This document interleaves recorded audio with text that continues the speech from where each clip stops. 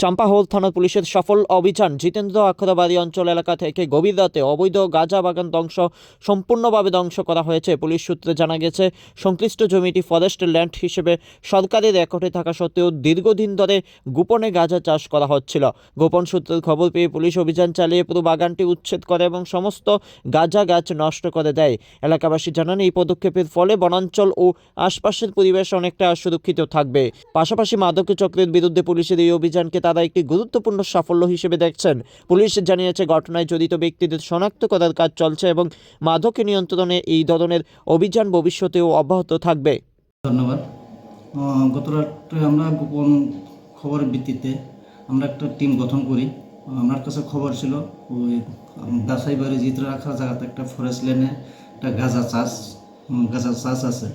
এই ভিত্তিতে আমরা এসডিপির নেতৃত্বে আমরা এখানে গিয়ে সার্চ তল্লাশি করি। তল্লাশি চলাকালীন আমরা 2টা প্লটে অনুমান 1200 মতো গাঁজা পাওয়া যায়। তখন আমরা স্পটে ডিস্ট্রয় করি।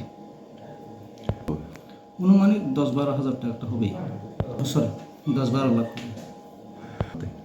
আমি আমার প্রশাসনের তরফ থেকে আমি এটাই বলতে চাই, এইসব কাজে যাতে কেউ ইনভলভ না থাকে, এই কাজে যাতে কেউ ইনভেস্ট না করে।